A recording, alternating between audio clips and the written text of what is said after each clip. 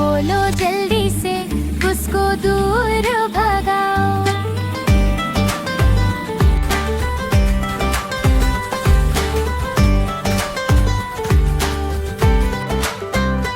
Thank you बोल दो हंसकर जब कोई काम बनाए, ये 3 छोटे लफ्ज़ ही सबके दिल को भाए।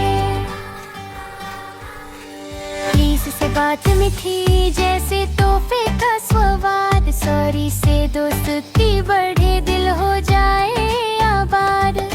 थैंक यू बोले बच्चे तो एंजल्स भी मुस्काए, गुड मैनर्स सीख लो बेटा, सब तुम्हें सराहे। Can everyone repeat after please me? Sorry thank you